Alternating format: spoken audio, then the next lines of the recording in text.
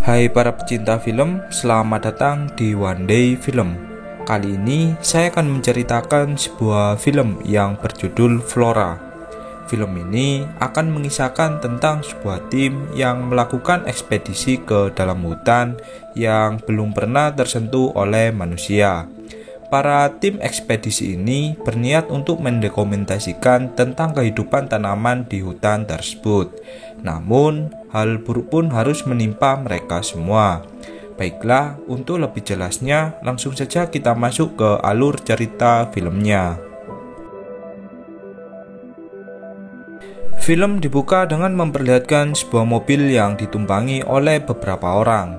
Setelah tiba di lokasi, mereka pun disapa oleh beberapa orang yang sudah berada di hutan tersebut. Kemudian, mereka pun saling berkenalan satu sama lain. Ternyata, mereka semua berasal dari tim ekspedisi yang berbeda. Kini, mereka pun bekerja sama untuk merakit sebuah perahu. Perahu ini akan digunakan mereka sebagai alat transportasi menuju ke hutan yang akan mereka tuju. Setelah semuanya sudah siap, mereka pun bergegas menaiki perahu gayung untuk menuju ke hutan yang akan mereka tuju. Setelah tiba di tempat tujuan, hari pun sudah mulai gelap.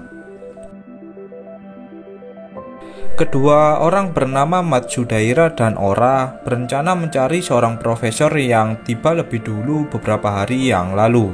Namun, mereka tak menemukan keberadaan dari profesor tersebut.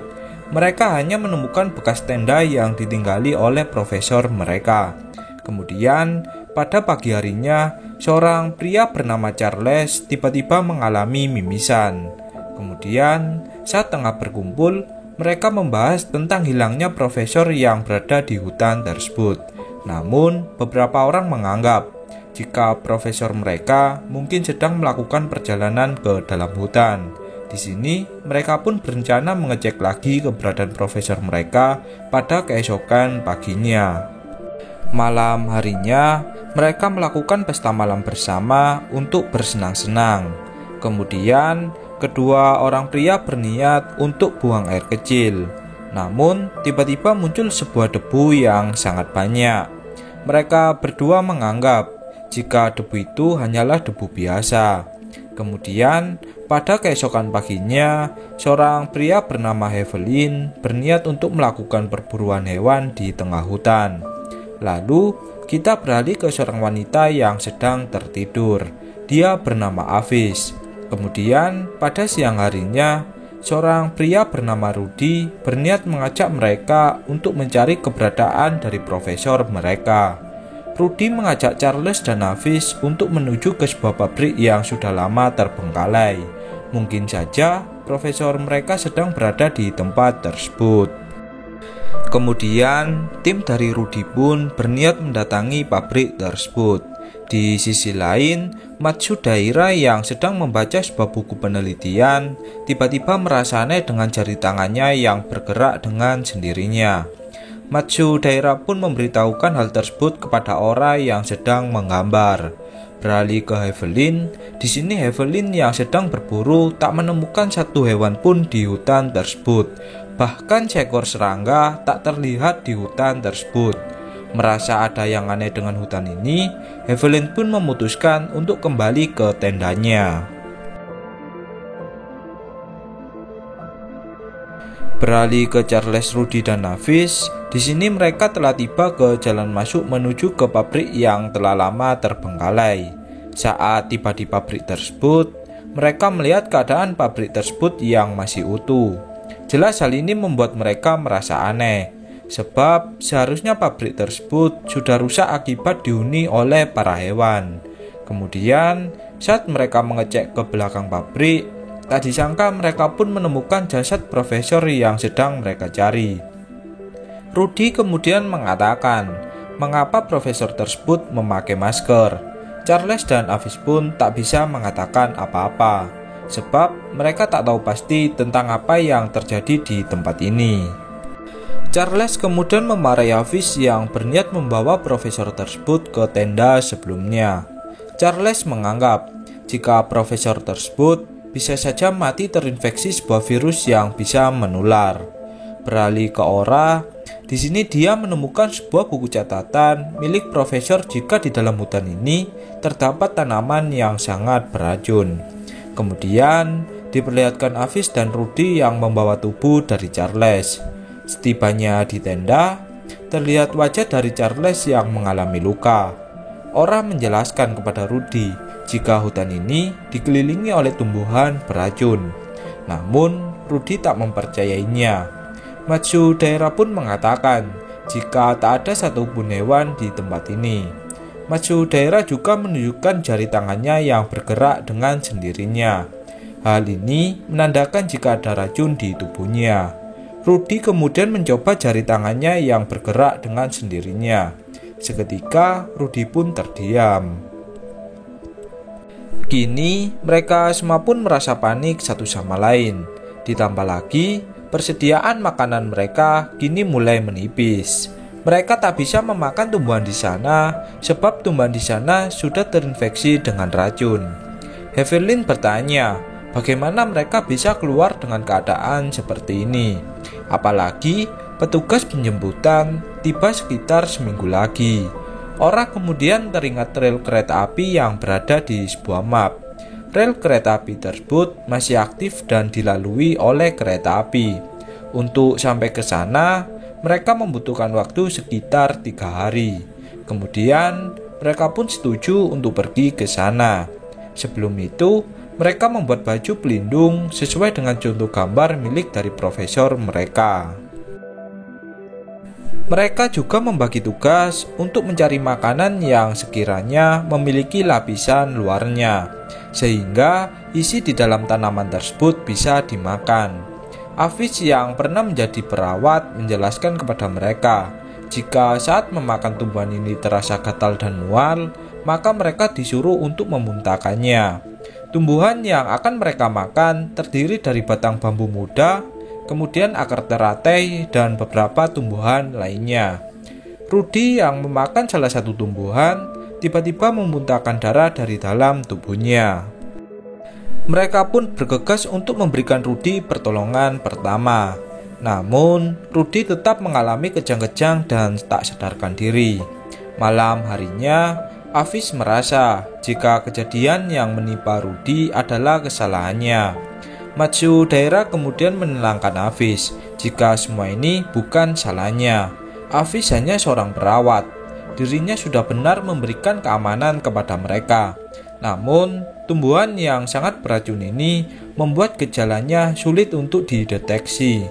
Kemudian, pada pagi harinya, Matsudaira mengatakan kepada Evelyn jika Rudy kini telah tewas. Mau tidak mau, mereka harus tetap melanjutkan perjalanan. Kini, mereka pun sudah siap untuk fokus melanjutkan perjalanan. Matsudaira dan Evelyn membawa Charles yang tengah sekarat. Kemudian, mereka pun berjalan melewati pepohonan demi pepohonan. Saat hari akan malam, terlihat Charles yang kini semakin parah. Kemudian, saat mereka akan beristirahat di malam hari, Evelyn mengatakan jika tabung oksigen milik dari Charles kini akan habis. Charles menghirup lebih banyak oksigen karena tekanan pada tubuhnya.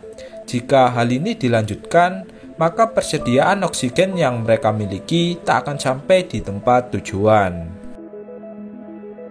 Mereka semua pun terpaksa meninggalkan Charles demi menghemat tabung oksigen. Kini, waktu mereka tersisa 1 hari lagi, sebelum kereta api melintasi rel di tengah hutan. Kemudian, saat mereka tengah berlari, kini tibalah mereka di sebuah ladang yang dipenuhi tumbuhan beracun.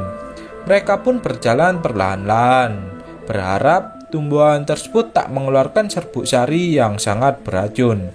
Namun, tumbuhan tersebut pun tetap mengeluarkan serbuk sari beracun. Mereka kemudian berlari dan melompat ke sebuah sungai di hutan tersebut. Saat berada di tepi sungai, Hafiz memeriksa mereka semua satu persatu, sebab hanya Hafizlah yang paham ilmu kedokteran. Havelin kemudian menasihati Hafiz jika dia juga harus memperhatikan kesehatannya. Havelin kemudian berterima kasih kepada Hafiz karena sudah memperhatikan mereka semua. Kemudian saat mereka tengah berjalan, Hafiz tiba-tiba mengalami muntah darah dan tak sadarkan diri. Maju daerah yang tak menemukan keberadaan dari Hafiz kemudian berencana mengeceknya. Namun, Maju daerah pun merasa aneh dengan hutan tersebut. Dirinya seperti terkena ilusi di hutan tersebut. Havelin dan Ora yang menyadari jika kedua teman mereka menghilang, kemudian bergegas kembali ke belakang. Di sana, mereka hanya menemukan keberadaan Hafiz yang sudah tak bernafas. Mereka tak menemukan keberadaan dari Maju daerah. Ora kemudian mengatakan jika masker oksigen milik Hafiz telah bocor.